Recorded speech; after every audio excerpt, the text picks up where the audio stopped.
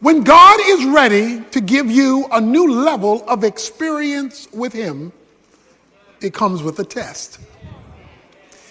Now, the bad news of a test is that it's a test. The good news of a test is that it's preparation for a higher level. And you can really know when God is ready to really move you to the next level, because it will be a final exam. In other words, it'll be a major test. Now, we get minor tests, little pop quizzes along the way. But then everybody gets hit with that whopper. That test that seems like it'll knock you over. It's a major exam, because God is ready to move you to a major level. So today we want to look at the test of faith. Abraham's final exam. The author of Hebrews tells us that it came when God asked Abraham to offer up Isaac, which took place in Genesis chapter 22. So what he talks about in Hebrews 11 actually took place in Genesis 22, this final exam. He is told to offer up Isaac, who was the promise. So here's when you know it's a major test, because you're getting ready to have a major promotion to a whole nother level. You know it's a major test when it calls for something significant in your life and at the very same time makes absolutely no sense at all. In Genesis chapter 22, where the story is unfolded for us in that chapter in detail, God tells Abraham these words. He says to Abraham in Genesis chapter 22, now it came about, verse 1, after these things that God tested Abraham and said to him, Abraham, and he said, here I am. And he said, take now your son, your only son, whom you love, Isaac, and go to the land of Moriah and offer him there as a burnt offering on the mountain of which I will tell you. That made no sense. How do you worship God when God is doing a number on you? How do you worship God when he has disappointed you? How do you worship God and go to the altar when you believe he has failed you? God, how do I go to church today? It says, I don't feel like worshiping today. Not in light of what you're asking of me, demanding of me, instructing me, calling me to do. Because what you are asking is too deep. But it says Abraham got up. There's another thing you need to observe. It says, get up and go to the mountain, to the place I will show you. He had to obey without all the details. I will only give you more details when I see you moving. See, one of the reasons that we do not see more details from God is he can't get us to move from where we are. Faith is measured by movement. If there is no movement, there is no faith, no matter how faith-ish you feel. So it says Abraham got up. And now the plot thickens. When he gets up, I want you to keep this verse in mind, verse 4. I'm just going to read it right now. We're going to pick it up in a minute. Verse 4 says, on the third day, Abraham raised his eyes and saw the place from a distance. Let me read verse 4 again. Verse 4 says, on the third day, Abraham raised his eyes and saw the place from a distance. Somebody say third day. On the third day, Abraham raised his eyes and saw the place from a distance. He tells the young men, the servants who help carry the load, y'all stay here. I and the lad will go up and we will worship and return to you. Oh, wait a minute now. Abe, God just told you to go kill him. Abe tells the boys, I'm going up here to worship. You boys stay here. Me and Isaac, we're going up here to worship. And when we finish our church service, me and the lad will come back. Oh, wait a minute now. God just told you to kill him. Y'all stay here. I'm going up here, take care of what God told me to do. And when I finish what God told me to do, me and the boy will see you afterwards. But God told you to kill him. So what you mean? We coming back to see you afterwards. See, when you're called to faith, you got to speak the truth in the midst of the contradiction of the circumstance. Hebrews 11 says the reason he said that was because he believed God was even able to raise the dead. That's what Hebrews 11 says.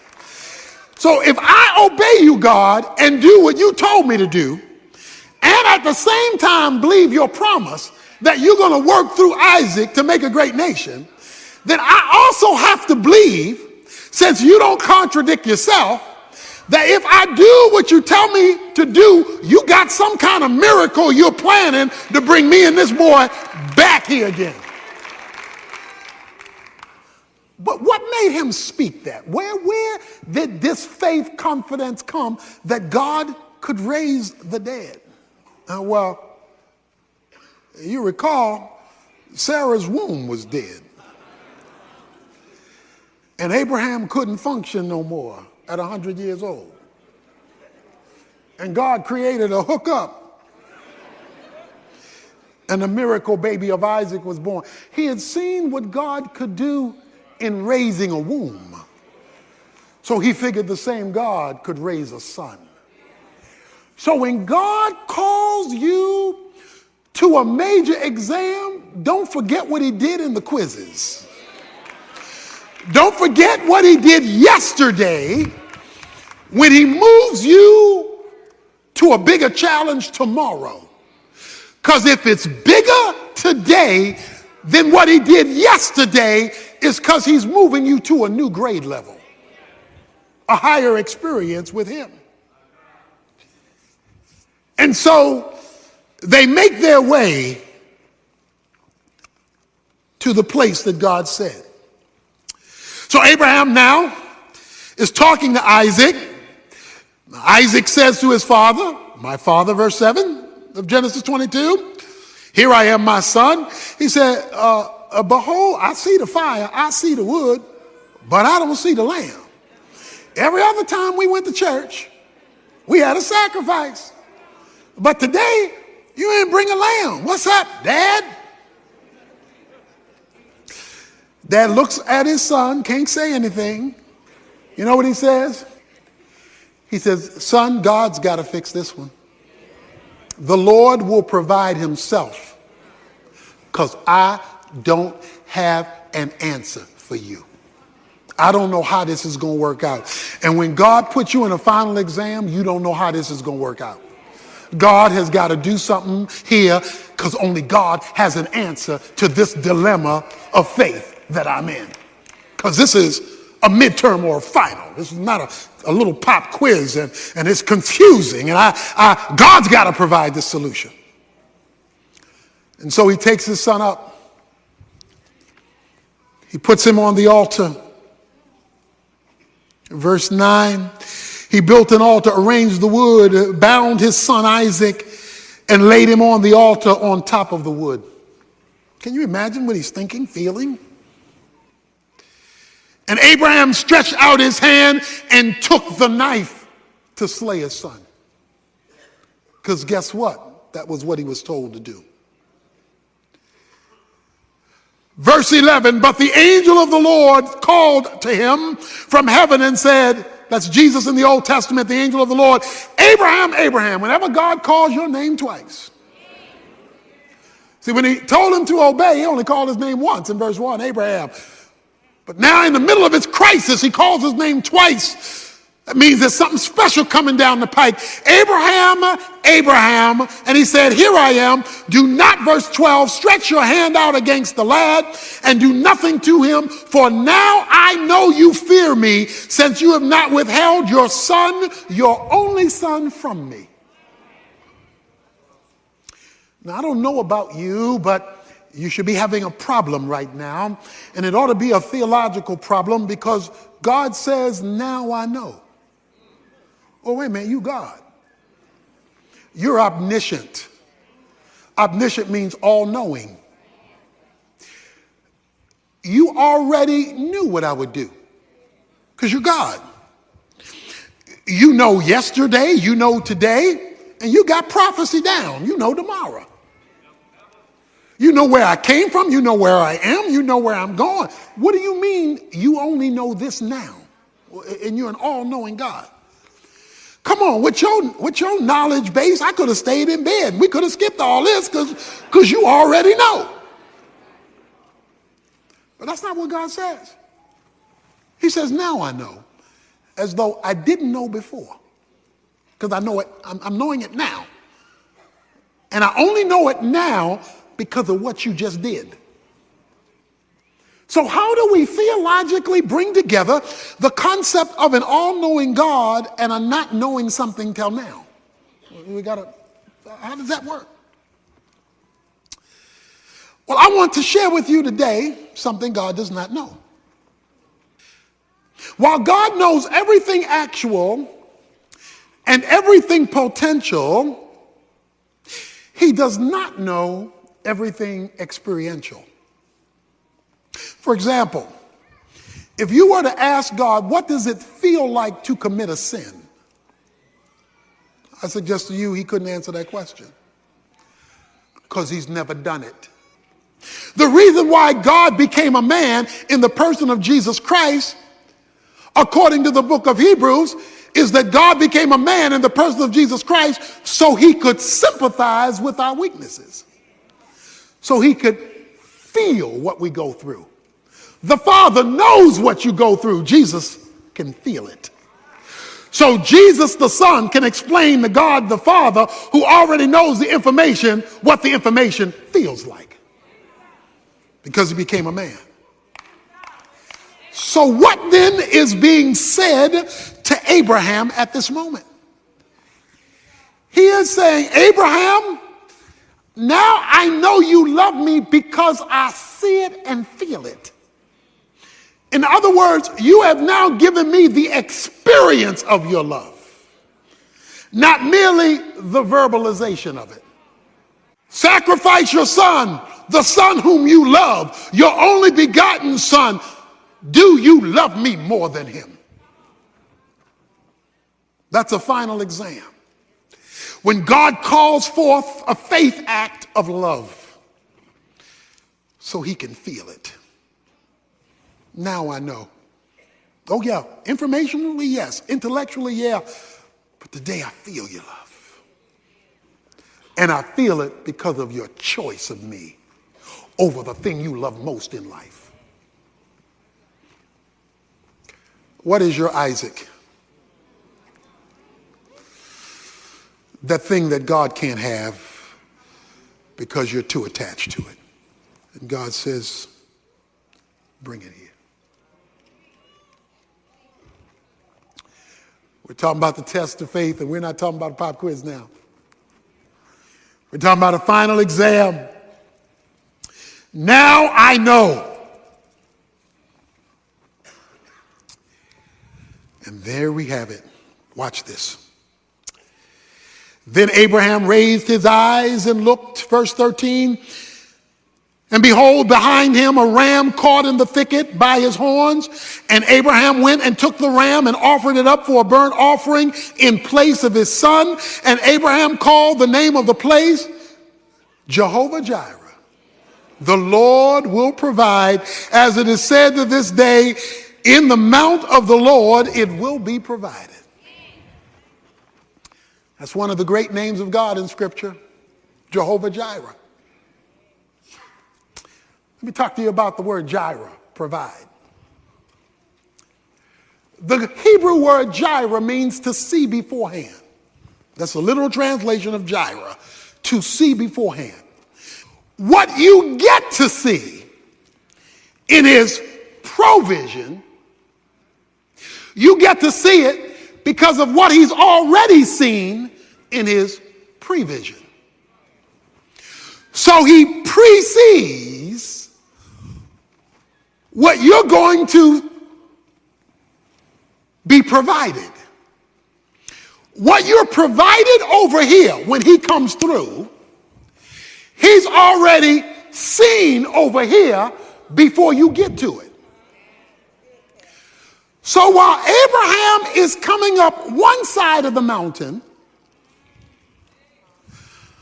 a ram is coming up another side of the mountain. God precedes before he provides. But what he provides, he's already preceded. So you're going to be the surprise one, and not him, because when you're shocked by what he provides, it's only going to come because of what he's preceded. This is the quietest rams in the history of rams caught in a thicket. When a ram is caught in a thicket, it's moving and jerking to get out of being caught. This is the quietest ram in history. The ram is in the vicinity of the sacrifice because it says he looks up and saw the ram. So God keeps the provision quiet, even though he has already made prevision in advance, because he's seen beforehand what he's going to do that you don't see yet. The question, when you face this trial, is how can I move from God's prevision and get a hold of my provision? Until he completed his obedience, prevision didn't become provision. Whatever God is going to do in your life and circumstance, he has already preceded, but you won't see it provided until you have completed what he's asked you to do. Most Christians are part-time saints. They'll do a little something, something and wonder why God hadn't come through yet. But the question is, have you finished what he's asked you to do? So if you take 50 years to finish it, it may take 50 years for you to see his provision. If you delay obedience, you delay prevision becoming provision.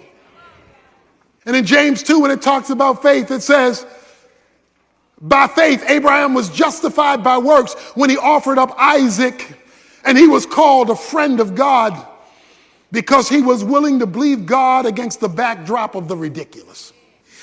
God says to him, verse 15 of Genesis 22, then the angel of the Lord called to Abraham a second time from heaven and said, by myself I have sworn, declares the Lord, because you have done this thing and have not withheld your son, your only son. Indeed, I will greatly bless you. I will greatly multiply your seed as the stars of heaven and as the sand which is on the seashore, and your seed shall possess the gate of their enemies. In your seed all the nations of the earth shall be blessed, because you have obeyed my voice.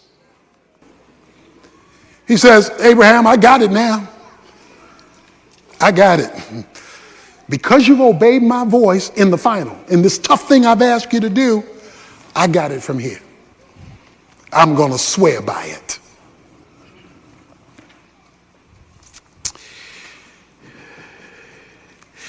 The good news here is that Abraham has had failures in his past. He's blown it a few times over these 25 plus years. God just gave him retesting. Some of us are here today and we've been retesting. God says, I'll wait till you pass. Because I want to give you an experience with me. You want the provision. I want the experience. Give me the experience of your commitment and I'll show you what I can do with rams caught in the thicket, waiting to move when I tell it to.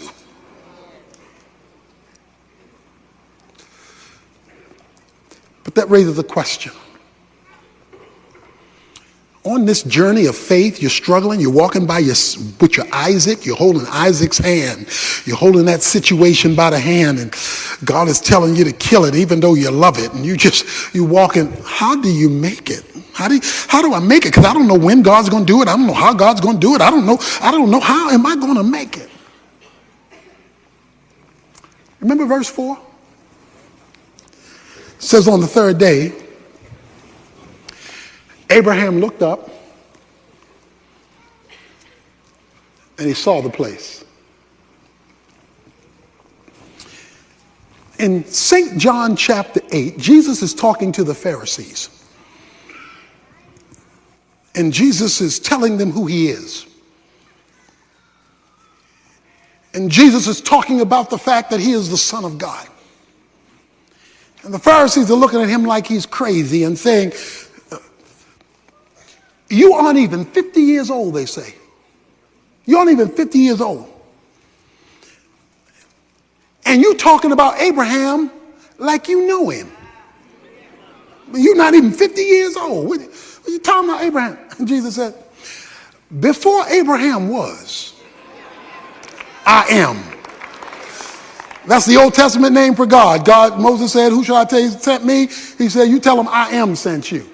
That's the name for Yahweh. So Jesus says, before Abraham was, I was God. Okay? In fact, Jesus goes on to say, in the last few verses of John chapter 8, he says, watch this, Abraham saw my day and was glad. Genesis 22 verse 4. Abraham is on his way to Mount Moriah and he looks in the distance and he sees something. Jesus in the New Testament tells us what Abraham in the Old Testament saw. Jesus said, Abraham saw my day. What day did Abraham see? Let me tell you a little secret. Mount Moriah is located a few hundred yards from Mount Calvary.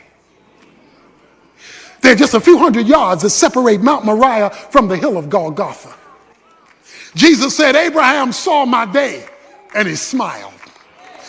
So Abraham is walking to kill his son, looks up and goes, yeah. He says, Abraham focused on me.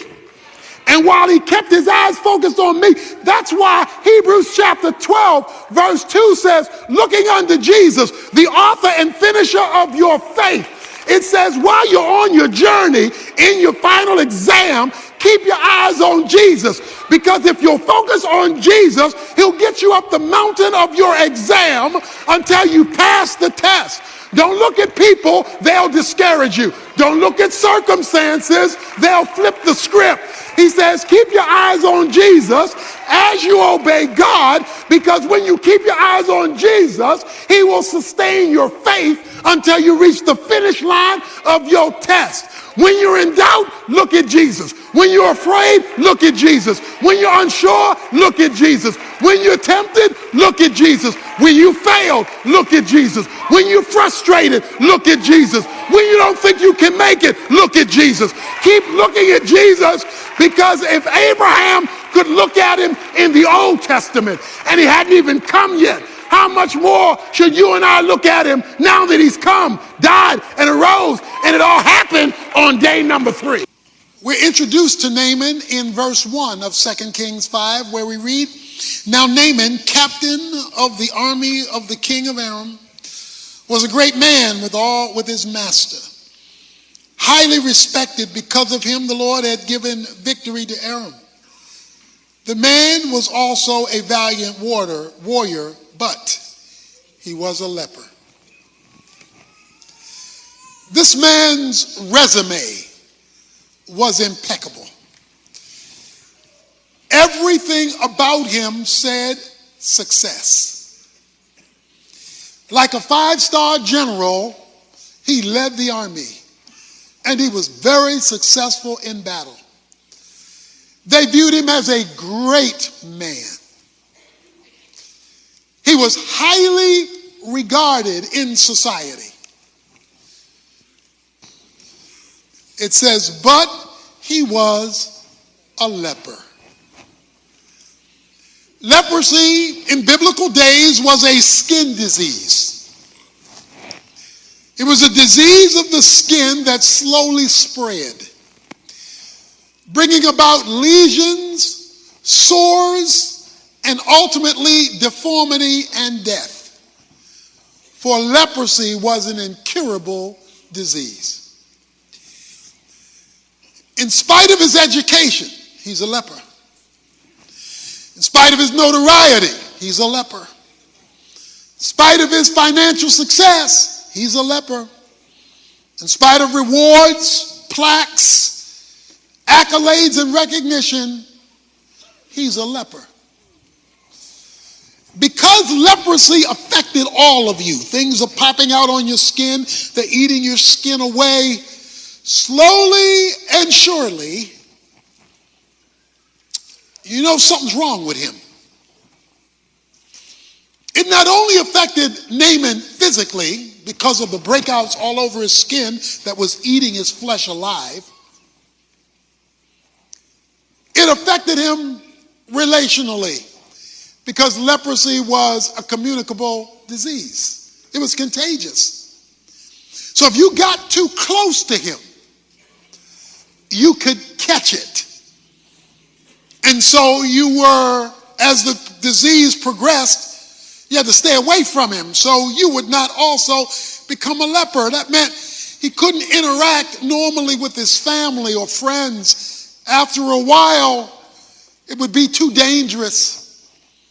And that's why you even see in the Mosaic Law, when a person with leprosy came around, they were told to say, unclean, unclean.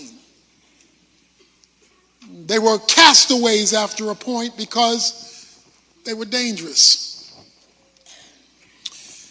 This man was a leper. Something so wrong that it messed up everything that was so right.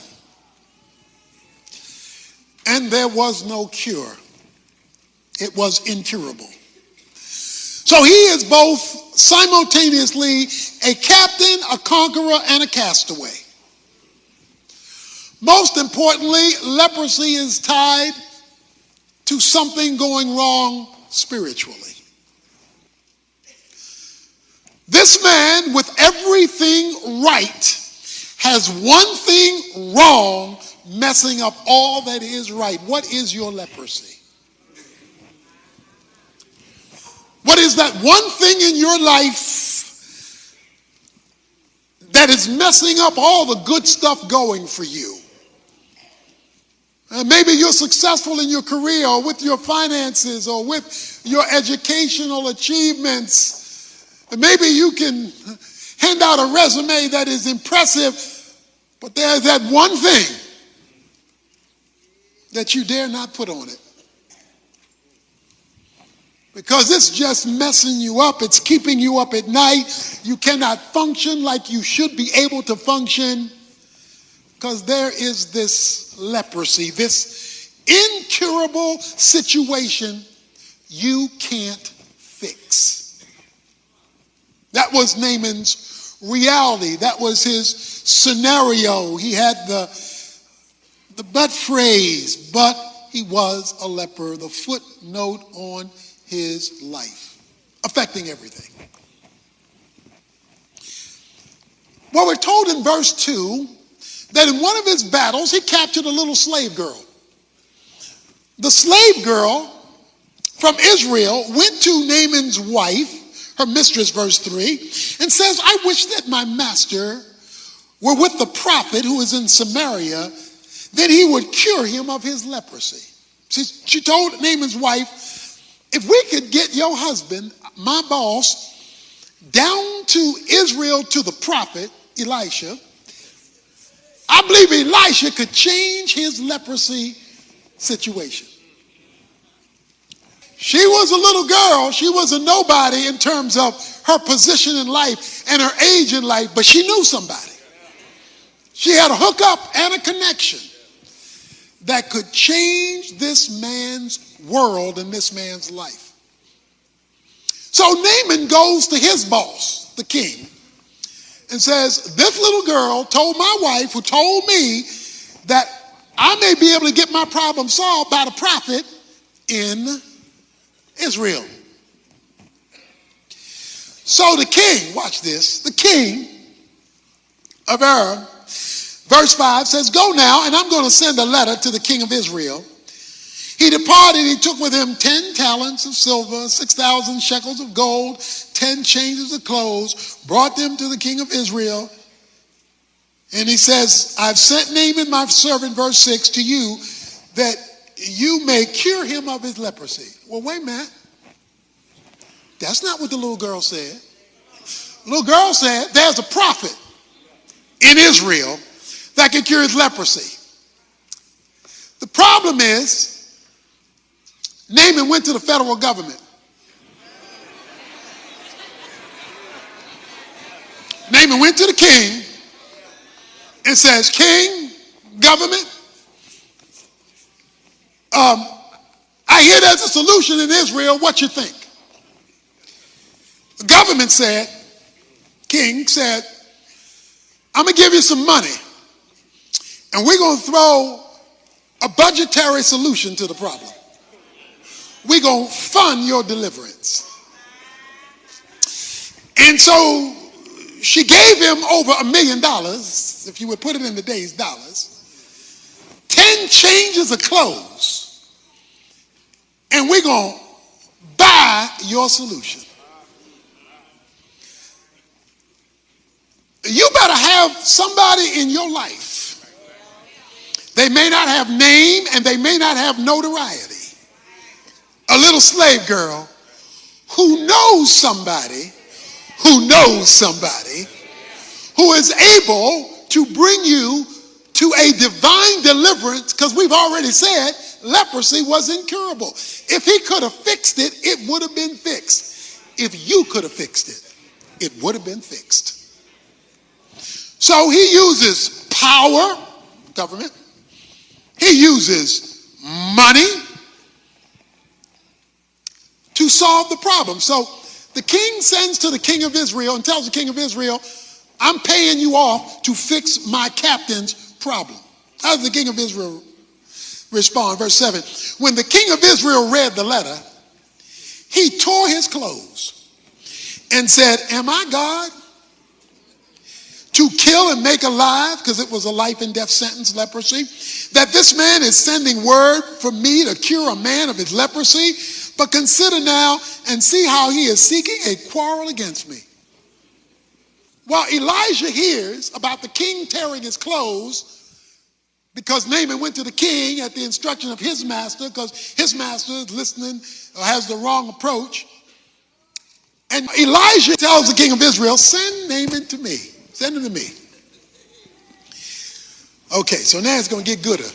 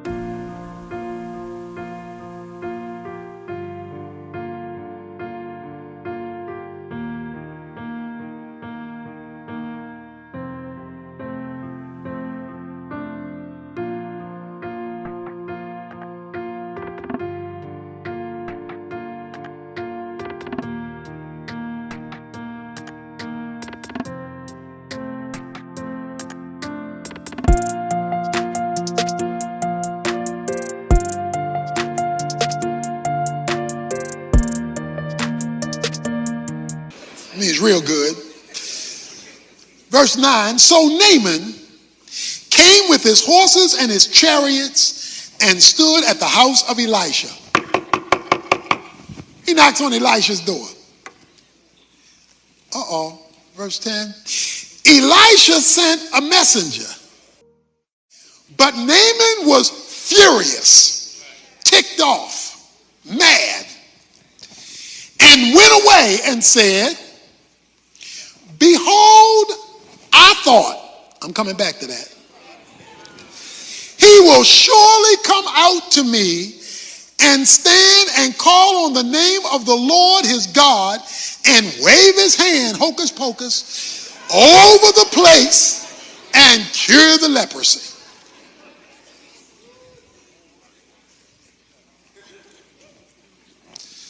The end of verse 12 says, he went away in a rage.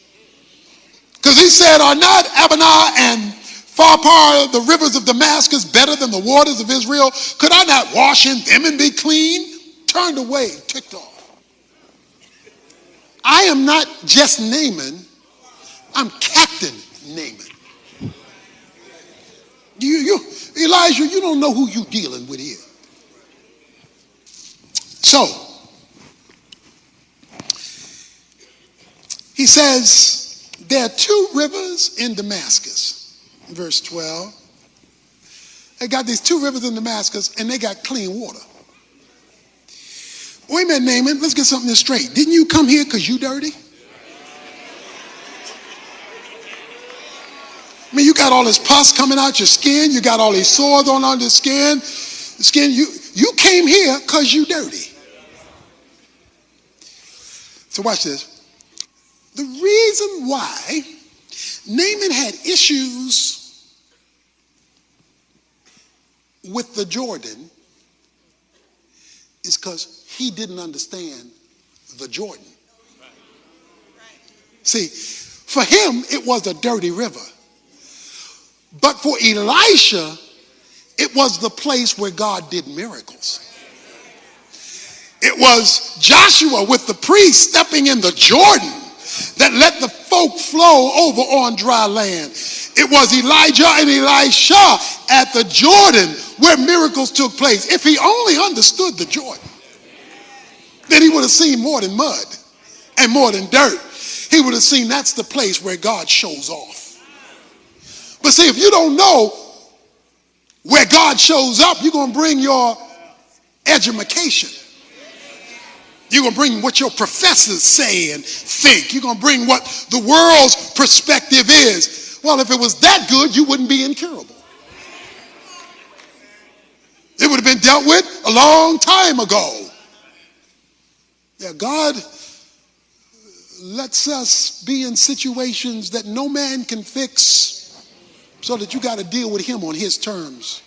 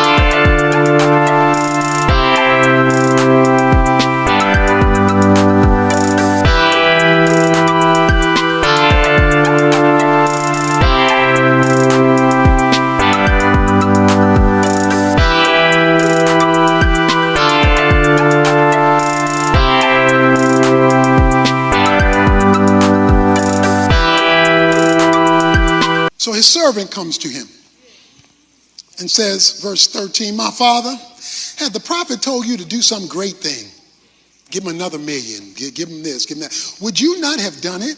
How much more than when he says, go wash and be clean? If he'd have given you something hard, you'd have gladly gone and done it. He'd give you something easy, and now you're going to fuss and cuss and get mad at the prophet. So, verse 14, he went down and dipped himself 7 times in the Jordan.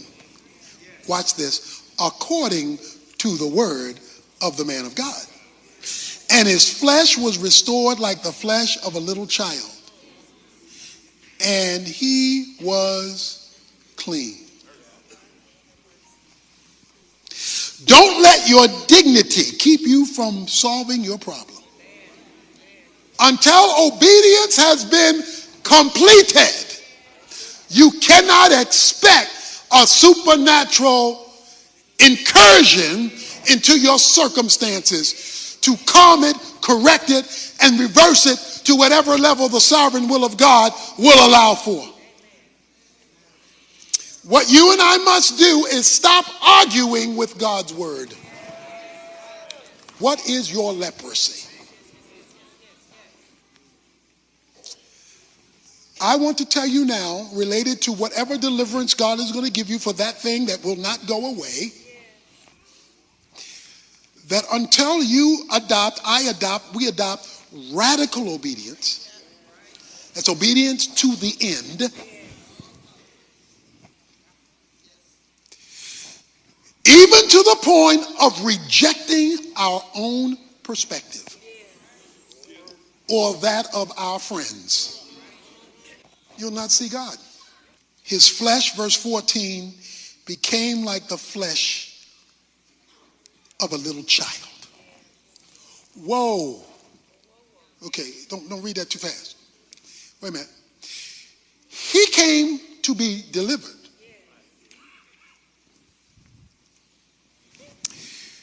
He came up the seventh time. Not only was he delivered, but God took him all the way back to babyhood. He got delivered and restored. God reversed that thing. It took him, this is a grown man, and it took him to the day he came out of his mother's womb as a child or an infant. God is so powerful. Not only can he cure what's been a problem for years, he can take you back before it was a problem at all. That's called exceedingly abundantly above all you can ask or think. It says, he's saying, heal me. God says, I'm going to make you like a little baby. He was healed physically, but he was also healed spiritually. How do I know that? The middle of verse 15, because he says, but now I know there is no God in all the earth but in Israel. Oh, now I know. Okay, my man had changed his statement. A few verses earlier, he said, I hope that his God would deliver me. But now, Elijah's God has become Naaman's God. Why does God leave you in an incurable situation? Leave me in an incurable situation? Leave us in an incurable situation so we can get around to finding out who God really is. He doesn't just want to be your buddy. He just doesn't want to be just another guy. He wants to show you when he shows out and shows off, he's in a class all by himself. Now I know that there is no other God except the God of Israel. Verse 17. If not, please let your servant at least be given 2 mules load of earth. For your servant will no longer offer burnt offerings, nor will he sacrifice to other gods, but to the Lord. Oh. He said, watch this. The dirt I didn't want to go down in, Jordan, I want 2 loads of it and 2 mules. Because I'm carrying this dirt back with me. Because on this dirt, I'm going to build me an altar so I can worship the only true God. I'm taking my blessing with me. Everywhere I go, I'm going to make a pile of dirt. I'm going to set up my altar and I'm going to worship God. Because guess what? When God delivers you like this, when he takes away your leprosy, when he reverses something that's been messing with you for days, months, years, and decades, and you come to see this is no joke. God is no joke. He can meet you in your deepest hole, reverse you back to a baby status. You're going to want that God every place else you go. So if you got a leprosy situation, something that won't go away. And there's another verse I want to mention in closing. Luke 4:27 says, there were many lepers in Israel. This is in the New Testament. Jesus is talking. Luke 4:27, he says, there were many lepers in Israel, but God healed none of them except Naaman. Now that's in the New Testament. Jesus is talking. He said there were many folk like Naaman in Israel, but none of those folk in Israel who are my people got healed from their leprosy except a foreigner named Naaman, because he's not a Jew. What's he saying? You can be part of the people of God and never see God work. You can come to church every week. You can be an Israelite and a leper and live the rest of your life as a leper because you refuse to do what a foreigner did. A foreigner bleeds God, tell the end, got a miracle. The folk in church worship God, got nothing because of their unbelief. We have in our community a lot of places that clean things. We have cleaners that cleans clothes. We have car washes, it cleans cars. We've got hair salon, it cleans messed up hair. We've got nail salons, it cleans messed up nails and cuticles. You come out different than you went in. Now the reason why you come out different than when you went in is when you went in, you did exactly what they asked you to do.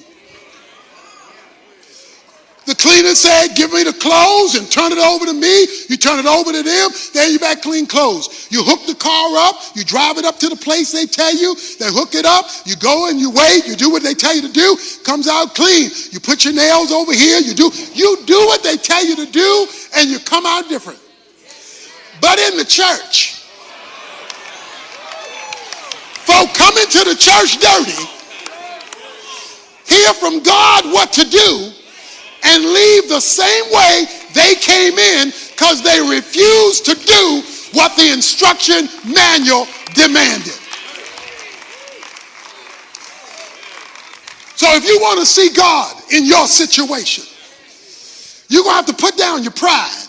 Put down your notoriety. In the kingdom of God, you got to go low in spite of your notoriety, degrees, money, position, and power. You got to humble yourself before